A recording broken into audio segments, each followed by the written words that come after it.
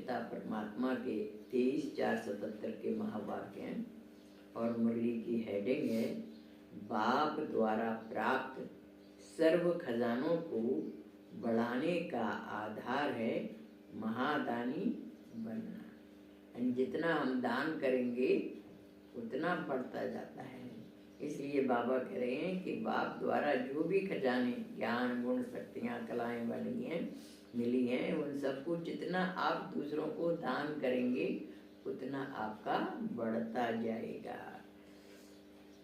सदा सर्व खजानों से संपन्न व्यर्थ को समर्थ बनाने वाली सदा प्राप्ति स्वरूप हर सेकंड और संकल्प में पद्मापति बनने वाले ऐसे अकुट खजाने के अधिकारी आत्माओं प्रति बाबा बोले। क्या कहा? बाप दादा सभी बच्चों को सब खजानों से संपन्न स्वरूप में देख रहे हैं। एक ही सर्व अधिकार देने वाला एक ही समय सभी को समान अधिकार देते हैं, अलग अलग नहीं देते। किसको गुप्त विशेष खजाना अलग नहीं देते हैं, लेकिन रिजल्ट में नंबरवार ही बनते हैं।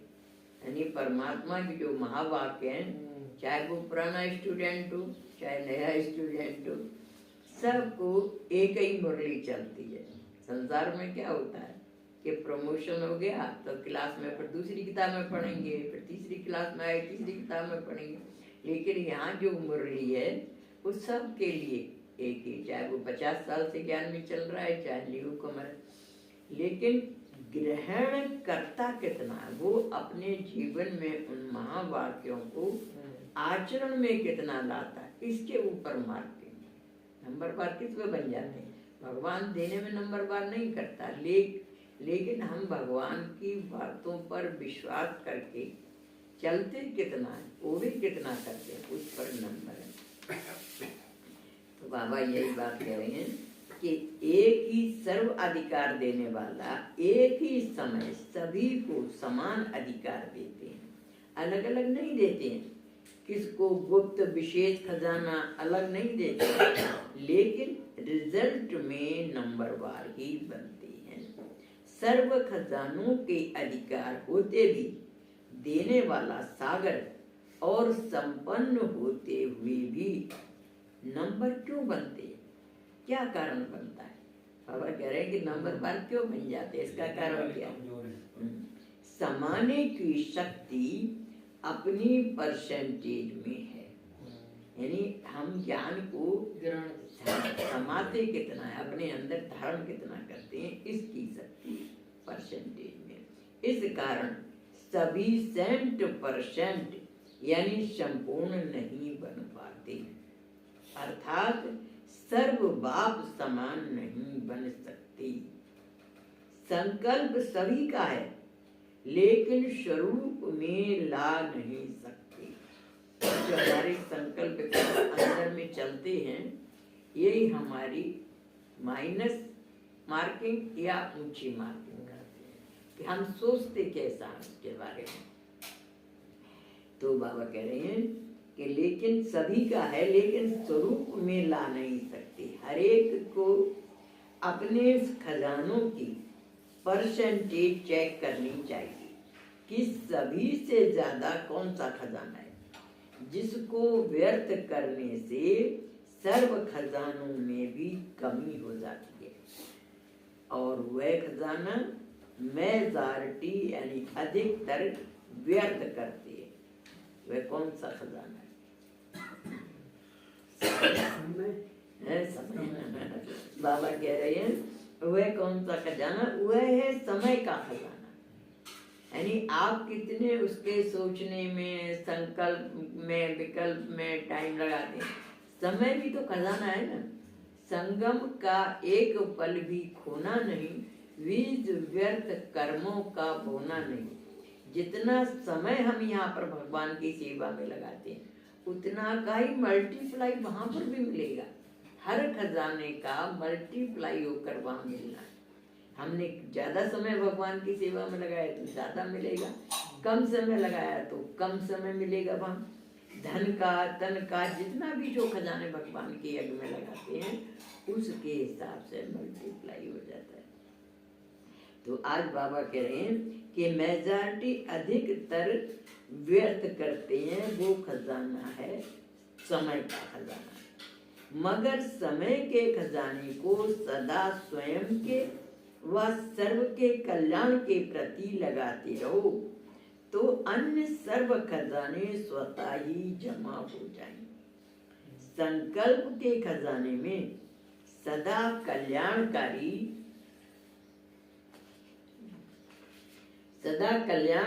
भावना के आधार पर हर सेकंड में अनेक पद्मों की कमाई कर सकते हो।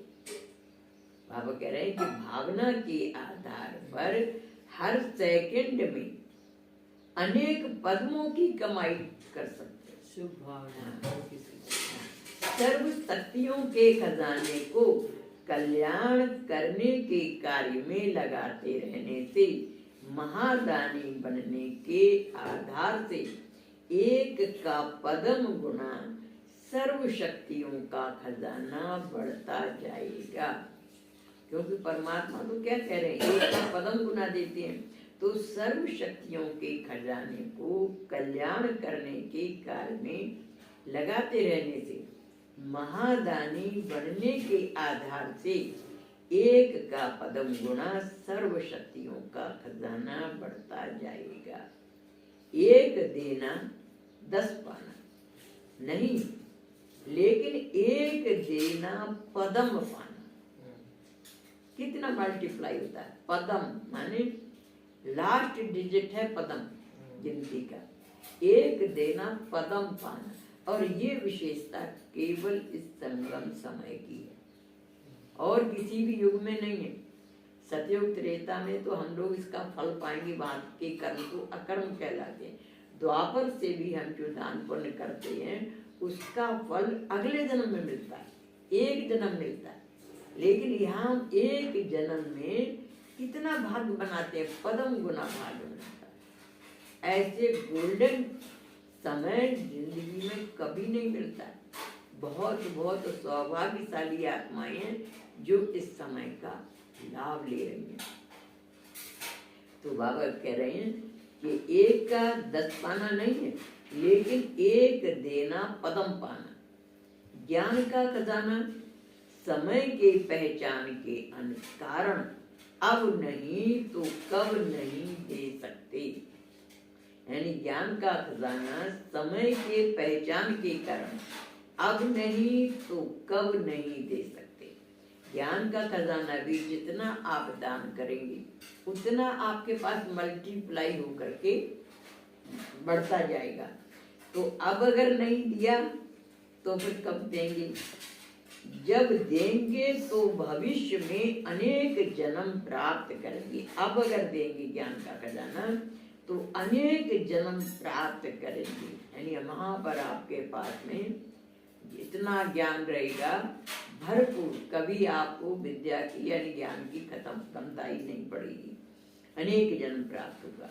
इस आधार पर समय के महत्व के कारण सदा विश्व सेवाधारी बनने से सेवा का प्रत्यक्ष फल खुशी का खजाना अखुट बन जाता है।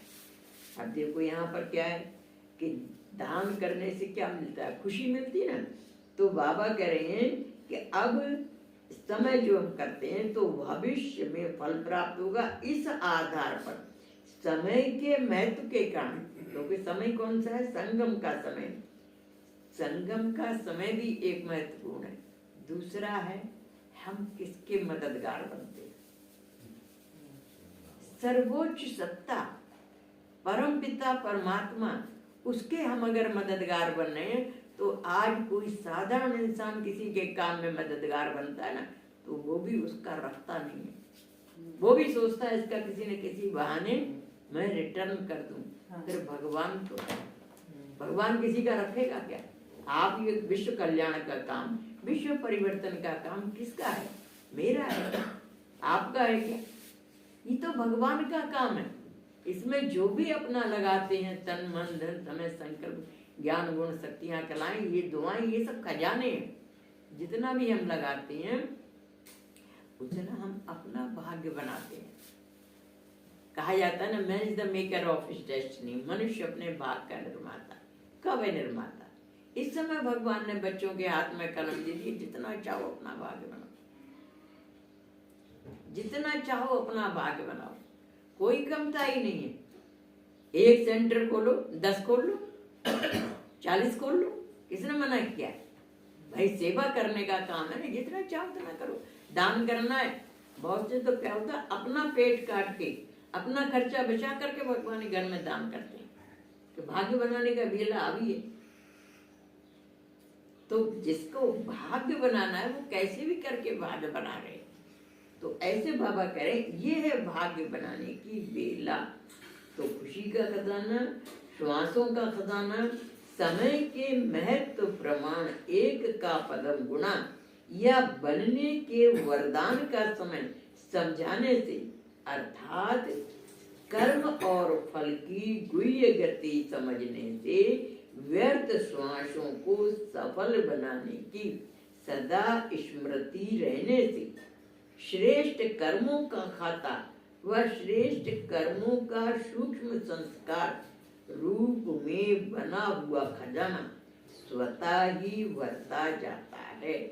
यानी आप जितना दान करेंगे उतना ही आपके जो व्यर्थ अपने श्वासें गई, व्यर्थ श्वासों को सफल बनाने की सदा स्मृति रहने से, श्रेष्ठ कर्मों का खाता व श्रेष्ठ कर्मों का सूक्ष्म संस्कार, यानी हमारी आदत भी फिर बन जाती ना कि अच्छे कर्म करें। सूक्ष्म संस्कार रूप में बना हुआ खजाना स्वतः ही भरता जाता है। तो सर्व खजानों के जमा का आधार समय के श्रेष्ठ खजानों को सफल करो, तो सदा और सर्व सफलता मुहूर्त सहज बन जाएंगे। यानी बाबा कह रहे हैं कि जितना आप सफल करेंगे, श्रेष्ठ खजानों को सफल करो, तो सदा और सर्व सफलता मुहूर्त, यानी हमेशा के लिए और सर्व सफलता मुहूर्त सहज बन जाएंगी। लेकिन करते क्या हो? देखो बाबा बता रहे करते क्या हो।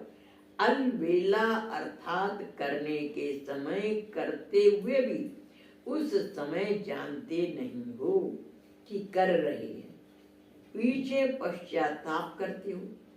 इस कारण डबल ट्रिपल समय एक बात में गमा देते हो। यानी ऐसा नहीं करना चाहिए था, ऐसा नहीं करना चाहिए। एक तो टाइम वेस्ट किया सोचने में, और फिर ऐसा नहीं करना चाहिए, ऐसा नहीं सोचना चाहिए था, तो वो भी टाइम वेस्ट हो रहा है।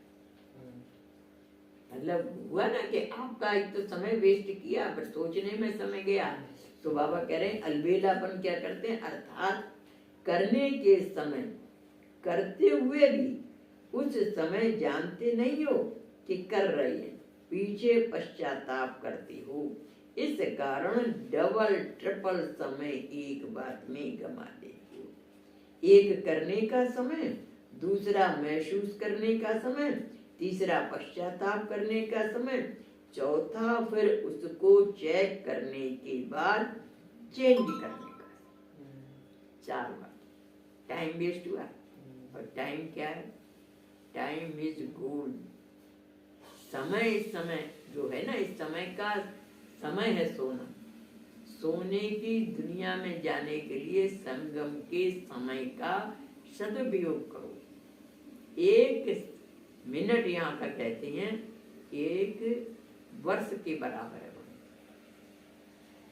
1 मिनट नहीं वेस्ट किया, 1 सेकंड ऐसे कुछ है कि 1 वर्ष के बराबर समय वेस्ट किया आपने, क्योंकि ये 100 वर्ष का संगम है और हमारे 4900 वर्ष समय इसके फल की प्राप्ति है। तो कितना हम वेस्ट करते थे। उस हिसाब से मल्टीप्लाई करके हिसाब जोड़ो, कैलकुलेशन करो, तो कितना हमारा वेस्ट हो जाता है। तो बाबा यही कह रहे हैं कि एक तो करने का समय, दूसरा महसूस करने का समय, तीसरा पश्चाताप करने का समय, चौथा फिर उसको चेक करने के बाद चेंज करने का समय। तो एक छोटी सी बात में इतना समय व्यर्थ कर देते हो और फिर बार बार पश्चाताप करते रहने के कारण कर्मों का फल संस्कार रूप में पश्चाताप के संस्कार बन जाते हैं। क्या बनते हैं? पश्चाताप के संस्कार बन जाते हैं, जिसको साधारण भाषा में मेरी आदत या नेचर, प्रकृति व स्वभाव कहते हो। नेचुरल नेचर ब्राह्मणों की सदा सर्व प्राप्ति की है, यानी नेचुरल माने स्वाभाविक रूप से हमारी जो आदत है ब्राह्मणों की सदा सर्व प्राप्ति की है।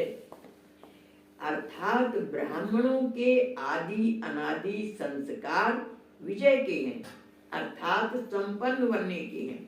पश्चाताप के संस्कार ब्राह्मणों के नहीं हैं। यह क्षत्रियपन का संस्कार है।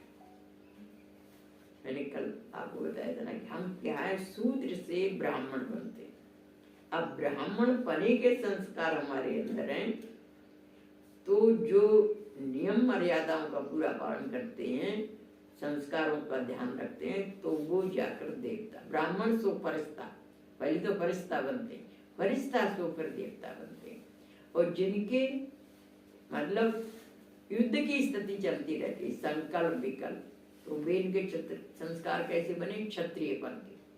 तो क्षत्रिय कराने वाली आत्माएं कहाँ जाएंगी? त्रेता युग आएंगे। तो प्राप्ति तो यहाँ घाटा तो किसी को भी कैसे भी नहीं है, लेकिन आपके मन के संकल्प विकल्प जो चलते हैं ना, वो आपका नंबर कटा देते हैं।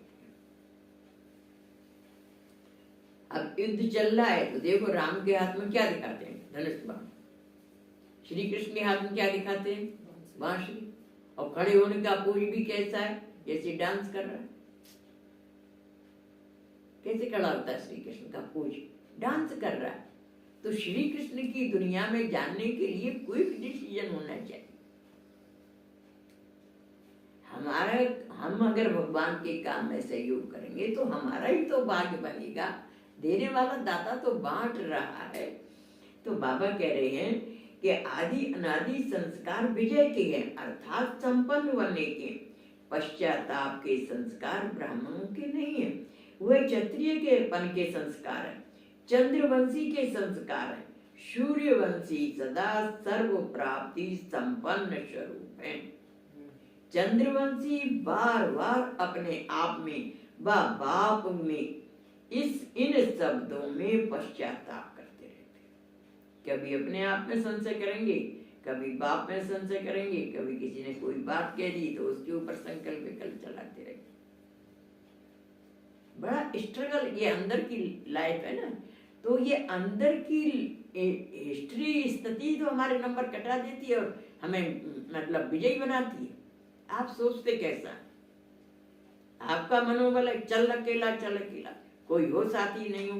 ब्रह्मा बाबा के सामने कितना स्ट्रगल आया, उसने कभी देखा कि जिसको कभी किसी ने एक अपशब्द भी नहीं कहा और ज्ञान में आने के बाद ब्रह्मा बाबा ने क्या नहीं सा, अखबारों में उनके लिए मतलब डाला कुछ भी, दुनिया वालों ने पिकेटिंग किया, आश्रम को आग लगाई, धरना दिया, सब कुछ किया, क्या क्या किया, लेकिन कभी डिसअपॉइंट हुआ, कभी निराश हुआ, मार डालने तक के लिए गया सरदार।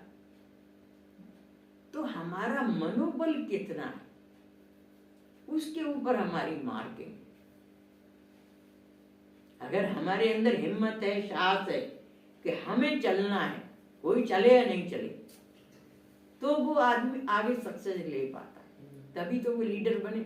उनका पद पहले ही डिक्लेयर कर दिया बाबा ने, ये सत्युग का जाकर के पहला कृष्ण बने। इतनी बोल्डनेस होनी चाहिए। इसलिए कहा जाता है फॉलो फादर करो, किसी बहन भाई को नहीं फॉलो करो। जो केवल बाप को देखते हैं वही शेर बनते हैं, और बाबा क्या कहता था, मुझे दहाड़ने वाली शेरनियां चाहिए, मिमियाने वाली बकरियां नहीं चाहिए। मैं कैसे करूं, मेरे ये वादा है, मेरी वो वादा, ऐसे जो मानते रहते हैं तो वो बकरी मिमियाती रहती है ना। बाबा को ऐसे बच्चे दहाड़ने वाली शेरनियां चाहिए।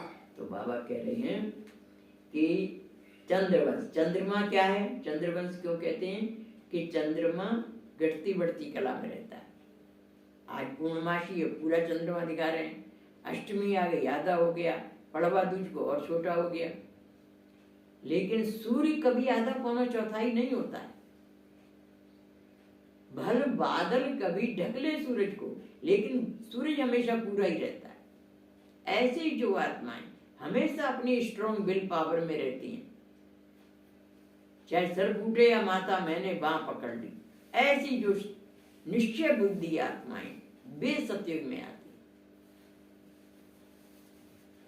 त्रेता में तो सभी आओगे, उसमें कौन सी बड़ी बात है। सतयुग वाली आत्माएं भी त्रेता युग में आएंगी, लेकिन मेहनत किस में है, सतयुग में आने में मेहनत। अपने से नीचे लोग देख के कितना खराब लगता है। हाँ, मतलब ये कि हमारी अंदर की बोल्डनेस रहती है क्या। अगर बोल्डनेस हमारे, देखो आदमी हर एक स्ट्रगल कैसे करता है, कांटे किसके मार्ग में नहीं आते, सबके मार्ग में आते हैं, परीक्षाएं सबकी आती हैं, लेकिन उन परीक्षाओं को हम पेपर समझ करके पास करते हैं तो हमारे को नंबर ऊंचे मिलते हैं। और अगर हम उनमें अपनी स्थिति को डामाडोल कर लेते हैं, आएंगे तो जरूर, लेकिन 43 नंबर आएगा आपका। इसलिए कहा कि man is the maker of his destiny, मनुष्य अपने भाग्य का स्वयं निर्माता है, भगवान नहीं बना रहा है। भगवान तो कह रहे हैं मैं तो सबको उंगली एक ही सुनाता हूँ। 50 साल वाले भी इसको पढ़ रहे हैं और न्यू कमर भी इसको सुनाएंगे। लेकिन आपकी स्थिति कैसी है, आपका कितना विश्वास है भगवान के ऊपर, ये सोचो। हमने कोई टुच्चे मुच्चे का हाथ थोड़ी पकड़ा है, भगवान के लिए जीवन दे रहे हैं, तो भगवान तो हमारा हमेशा ही साथी रहेगा। कोई साधारण से माँ बाप भी कभी अपने बच्चे का बुरा नहीं चाहते, तो वो तो ऑलमाइटी अथॉरिटी है। तो बाबा यही बात कह रहे हैं कि चंद्रवंशी बार बार अपने आप में बाप से इन शब्दों में पश्चाताप करते हैं। ऐसे सोचना नहीं चाहिए था, बोलना नहीं चाहिए था, करना नहीं चाहिए था, लेकिन हो गया, अब से नहीं करेंगे। कितनी बार सोचते व कहते हो, यह वीर रायन रूप का पश्चाताप ही है। समझा? कौन से संस्कार हैं, सूर्यवंशी के हैं या चंद्रवंशी के?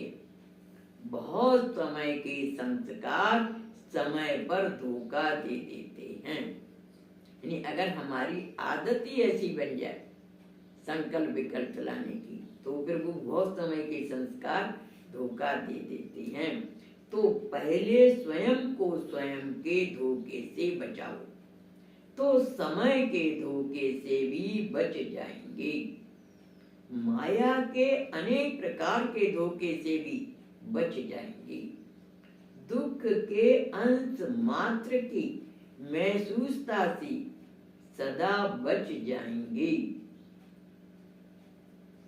देखो बाबा क्या कह रहे हैं, दुख के अंश मात्र के महसूसता, यानी अंश भी आपको दुख की महसूसता नहीं आएगी।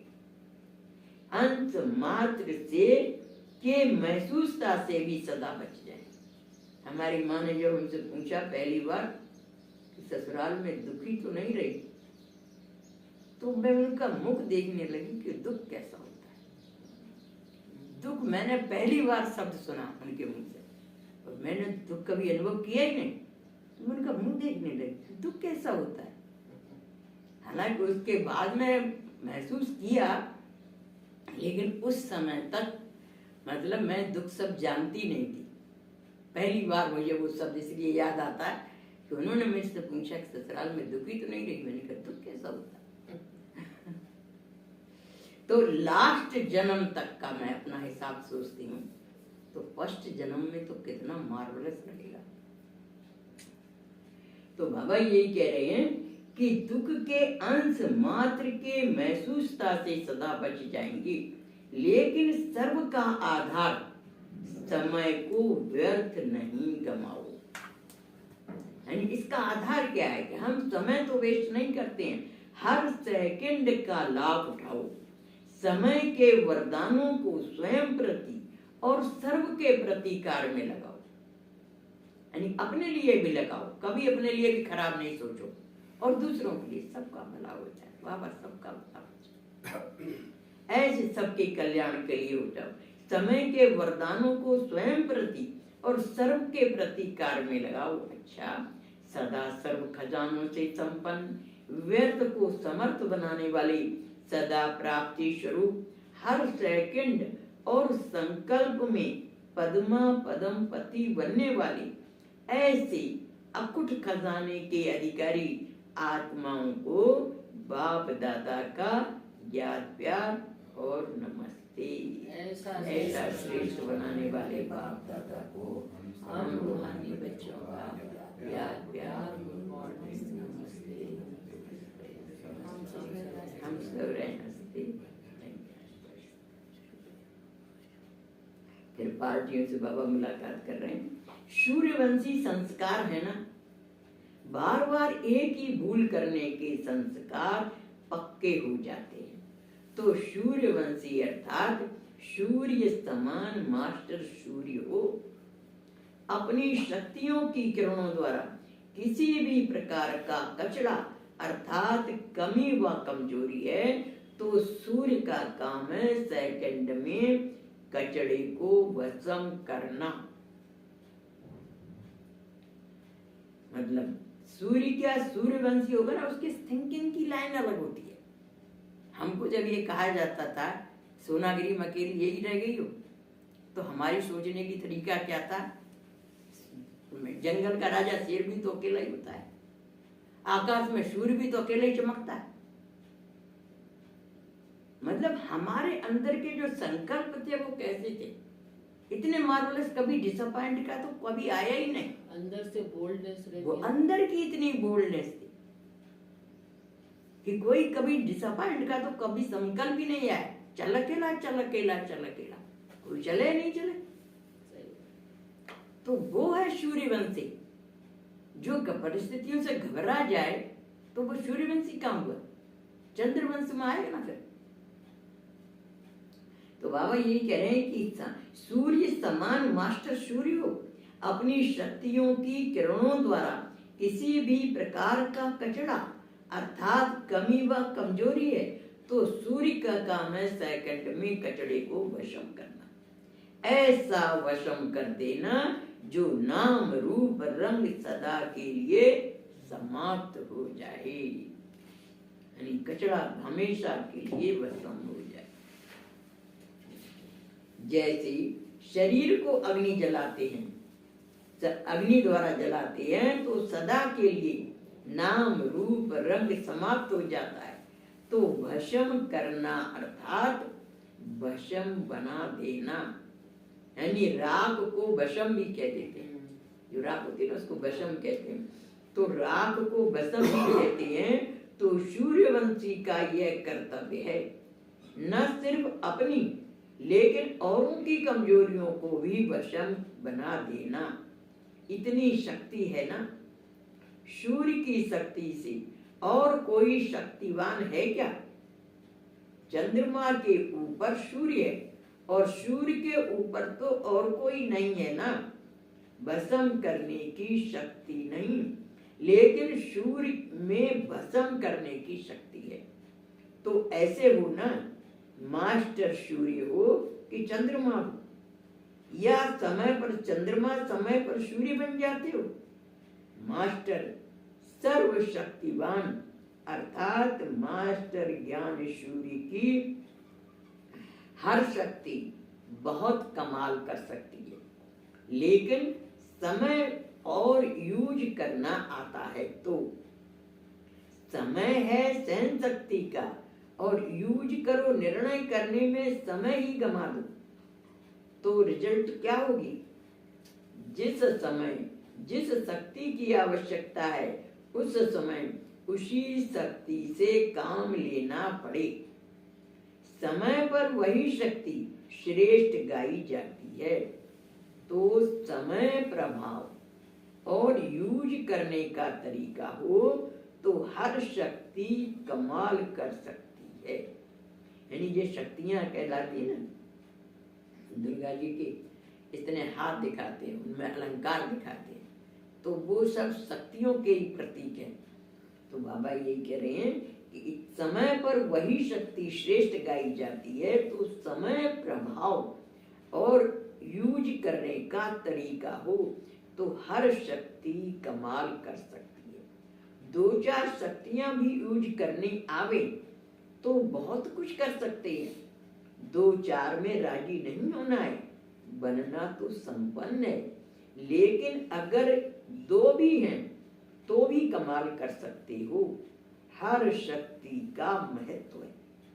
भक्ति मार्ग में देखा होगा, हर शक्ति को, प्रकृति की शक्ति को भी देवता के रूप में दिखाया है।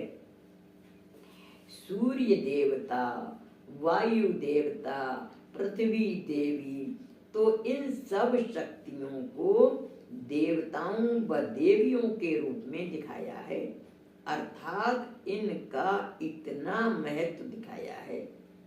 जबकि आपको हर शक्ति का भी पूजन होता है। जैसे निर्भयता की शक्ति का स्वरूप काली देवी, सामना करने की शक्ति का स्वरूप दुर्गा है। यह भिन्न भिन्न नाम से आपके हर शक्ति का गायन और पूजन हो रहा है। संतुष्ट रहना और करने की शक्ति है तो संतोषी माता के रूप में गायन हो रहा है। संतुष्ट रहना अर्थात सहन शक्ति, इतनी ही महिमा है आपकी। यानी हर शक्ति की महिमा है। देवी के रूप में हर शक्ति को दिखाया, जो हमेशा लक्ष्य की स्मृति में रहती है, उसको क्या कहते हैं? लक्ष्मी। जो परमात्मा के स्वर पर सती होती है उसको कहते हैं सरस्वती। स्वर पर सती हुई ना, भगवान ने कहा। जैसे पहले सती प्रथा थी तो पति के साथ स्त्री सती हो जाती थी, जल जाती थी आग में, पर यहाँ पर सरस्वती का टाइटल क्यों दिया मम्मा को? क्योंकि बाबा ने जो कहा मम्मा ने डिटो फॉलो किया। स्वर पर सती होने वाली वो सरस्वती, लक्ष्य की स्मृति में रहने वाली वो है लक्ष्मी, दुर्गुणों को खत्म करने वाली वो है दुर्गा, हमेशा संतुष्ट रहने वाली वो है संतोषी, हमेशा उमंग उत्साह में रहने वाली वो है उमा। एक एक शक्ति का देवी के रूप में वर्णन किया है। तो सब ये हम बच्चों की कितनी हमने धारण, बस इतना है। बाबा कह रहे हैं संतुष्ट रहना अर्थात सहन शक्ति, इतनी ही महिमा है आपकी। वायु समान हल्के बनने की अर्थात डबल लाइट बनने की शक्ति आप में है, तो उसका पूजन वायु देवता के रूप में कर रही है। वह पवन पुत्र के रूप में पूजन कर रही है वह आपके डबल लाइट रहने का पूजन। समझा?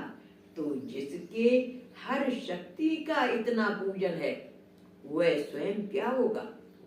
इतना महत्व तो अपना जानो, साधारण नहीं हो। शिव शक्तियां वन माया को ललकार करते, ऐसी जो शेरनियां होती हैं ना, वो उनकी कहते ना तेरी शक्ति अम्बे पाप का। तो बाबा ये कह रहे हैं अपने स्वरूप को पहचानो, है यह आपके डबल लाइट रहने का पूजन। समझा? तो जिसके हर शक्ति का इतना पूजन है वह स्वयं क्या होगा? इतना महत्व अपना जानो। जानते हो अपना महत्व? अनगिनत देवी देवताएं हैं, नाम भी याद नहीं कर सकेंगे, इतने परम पूज्य। बाबा क्या कह रहे हैं? अनगिनत देवी देवताएं हैं, नाम भी याद नहीं कर सकेंगे, इतने परम पूज्य हो। जानते हो अपने को कि साधारण ही समझते हो। अगर अपने पूजन का भी को भी स्मृति में रखो तो हर कर्म पूज्य हो जाएगा। अगर अपने पूजन को भी स्मृति में रखो तो हर कर्म पूज्य हो जाएगा। जो आप काम कर रहे हैं वो हर कर्म पूज्य बन जाएगा। हर एक को स्वयं को देखना है कि मैं रेस में किस नंबर पर जा रहा हूँ, रेस कर रहा हूँ। यह कोई बड़ी बात नहीं, लेकिन नंबर कौन सा है? चल तो रहे हैं, लेकिन वहां चींटी, कहाँ चींटी की चाल चलना, कहाँ शेर की चाल चलना, फर्क कितना है? चल तो सभी रहे हैं, लेकिन चाल कौन सी है? शेर अर्थात राजा, तो राजा किसके अधीन नहीं होता। ऐसे वो क्या कभी किसी प्रकृति या माया के अधीन तो नहीं होते। अधीन न होना अर्थात शेर व शेरनी की चाल चलना। अगर किसी भी बात के अधीन नहीं हुए तो माना शेर व शेरनी की चाल चलना। चींटी की चाल से तो बकरी की चाल अच्छी। अच्छा, बाबा कह रहे हैं कि वैसे तो बाबा कहते हैं बकरियां नहीं चाहिए, में आती हैं, लेकिन जो चींटी की चाल से चल रहे, चींटी तो कितनी धीरे धीरे चलती है, चींटी की चाल से तो बकरी की चाल अच्छी। फिर मधुबन निवासियों के साथ कभी कुछ कहीं से बोल देते हैं। हाँ, मतलब चींटी की चाल चल रहे ना। अब जैसे एक होती है चलने की समय, एक होता है उड़ने का समय। आज उड़ने का समय, अगर कोई चींटी की चाल से चल रहा है तो कब तक उड़ने की स्टेज पे आएगा। मधुबन निवासियों के साथ बाबा कह रहे हैं सबसे समीप कौन है? कहावत है सिंधी में, जो चूल्हे पर वो दिल पर, जो चुलते से वो दिलते। हाँ, जो चुलते वो सुलते। तो सबसे समीप रहने वाले रहते हैं ना घर में, जैसे एक ही चूल्हे पे खाने वाला होता है, वो सारे परिवार वाले यूनिटी में होते हैं ना, तो उसको दिल पे रहना। यूनिटी को में एकता है ना, यूं करो मुट्ठी को खोलो तो बिछड़। परिवार बिखरा रहता है, कहाँ प्यार रहता है। तो बाबा कह रहे हैं जो सबसे समीप रहने वाले मधुबन निवासी है ना, क्योंकि देखो मधुबन में जितनी बार बाबा आते हैं उनको तो हर टर्म में बाबा के मिलन का सुख मिलता है। हाँ, तो वहीं रहते हैं। हम लोग तो क्या है, टर्म में एक ही बार जाते हैं ना, कितने सीजन में 10 बार 12 बार बाबा आते हैं, एक ही बार जाते हैं ना, हर बार तो नहीं जा सकते, लेकिन वो लोग हर टर्म को अटेंड करते हैं। तो इसलिए बाबा साइंस ने ऐसा कर दिया, ऐसा लगता है कि हम वहीं बैठे। तो बाबा कह रहे हैं तो सबसे समीप रहने वाले मधुबन निवासी हैं। तो समीप रहने का रिटर्न क्या है? भक्ति में भी पुकारते हैं तो यही कहते हैं कि अपने सदा चरणों में बैठने दो। भक्ति में क्या कहते हैं भगवान से? चरणों का सेवक बना लो, आपके चरणों की रज मिल जाए, आपके चरणों में बैठ जाए, दर्शन हो जाए आपके। तो बाबा कह रहे हैं वह तो हुए भक्त, लेकिन ज्ञानी तू आत्मा तो सदा दिल पर रहती। तो ऐसे समीप ते समीप रहने वाले जैसे सब स्थानों से समीप हो, वैसे स्थिति में भी समीप हो। क्या मैंने माउंट आबू में जो रह रहे हैं वे तो बाबा के सबसे ज्यादा समीप रहते हैं। तो बाबा कह रहे हैं सब स्थानों से समीप हो, वैसे स्थिति में भी समीप हो। क्या दिल में भी बाबा की याद रहती है समय। स्थिति में समीप रहने वालों का स्थान दिल रहता, जो हमेशा बाबा की याद में रहती हैं वो दिल तक नशीन है। स्थान में समीप रहने वाली, स्थिति में भी समीप रहने वाली हैं क्या? सभी ने सुना तो बहुत है, अब कर्तव्य क्या रहा है? सुना हुआ जो है उसका रिटर्न देना। वह रिटर्न दे रहे हो, सुनाया ना। एक है हार्ड वर्कर यानी अधिक मेहनती, दूसरे हैं चलते फिरते योगी हो। अगर सिर्फ हार्ड वर्कर हो तो हार्ड वर्क करने की टाइम स्थिति भी हार्ड रहती है या लाइट रहती है, यानी हल्के तो नहीं हो जाते हो स्थिति से। जैसे हार्ड वर्क करने के समय शरीर हलचल में होता है, वैसे स्थिति भी हलचल में होती है या फरिश्ते रूप में होती है। काम बहुत अच्छा करते हो, कर्तव्य की महिमा सब करते हैं, लेकिन कर्तव्य के साथ स्थिति की भी सब महिमा करें, यानी स्थिति भी बहुत ऊंची होनी चाहिए, स्थिति की भी सब महिमा करें। जो कुछ करते हो तो किए हुए श्रेष्ठ कार्यों का फल यहाँ के साथ भविष्य के लिए भी जमा करते हो। वह यहाँ ही किया और यहाँ ही खाया। संगम युग पर कार्य का फल अति इंद्रिय सुख है। इसके सिवाय अल्पकाल का नाम मान शान व प्रकृति दासी का फल स्वीकार किया तो भविष्य खत्म हो जाता है। देखो बाबा कितनी गुह्य बात बता रहे हैं। संगम युग पर कार्य का फल अति इंद्रिय सुख, यानी इस समय हमें क्या है, अति इंद्रिय, इंद्रियों से परे सुख महसूस होना चाहिए, अति इंद्रिय सुख है। इसके सिवाय अल्प काल का नाम मान शान व प्रकृति दासी का फल स्वीकार किया तो भविष्य खत्म होता है। इसको बाबा क्या कहते हैं, कच्चा फल खाना। अगर हमारा नाम हो जाए, मान हो, सम्मान मिले, हमारी महिमा करे या हमारी प्रकृति दासी बन जाए, ये फल स्वीकार किया तो भविष्य खत्म हो जाता है।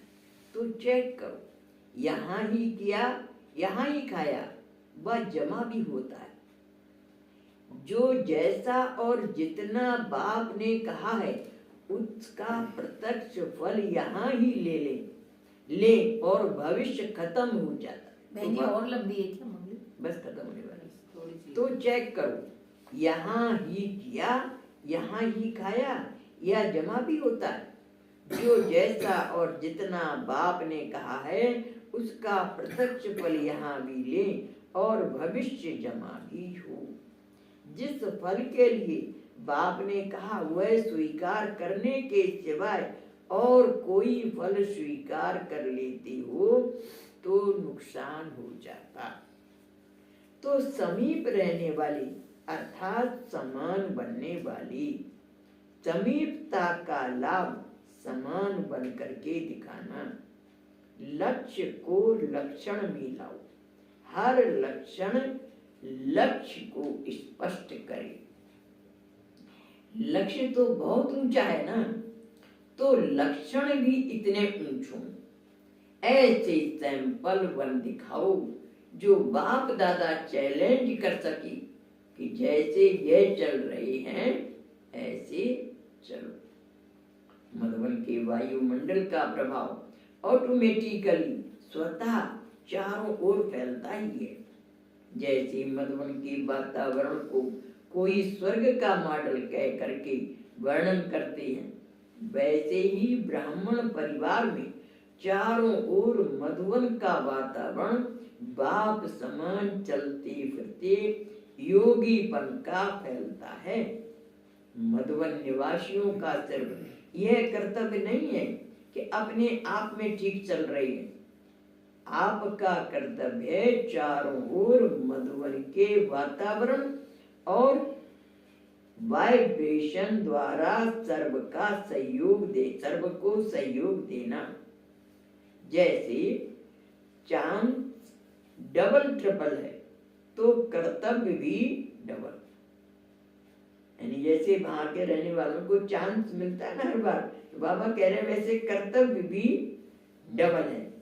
आपका कर्तव्य चारों ओर मधुबन के वातावरण और वाइब्रेशन द्वारा सर्व को सहयोग देना, मतलब दूसरी आत्माओं को भी हम आगे बढ़ाने में सहयोग दें। तो मधुबन निवासियों का हर संकल्प और कर्म वरदान योग्य होना चाहिए, क्योंकि मधुबन है वरदान भूमि। आखिर वह दिन भी आएगा जो सबके मुख से यह शब्द निकलेगा कि मधुवन निवासी हर संकल्प व कर्म में वरदानी है संगठित रूप में। अभी बाप इस डेट को देख रहे हैं। अच्छा, ओम शांति। कोई भी आता है ना मंटवन से तो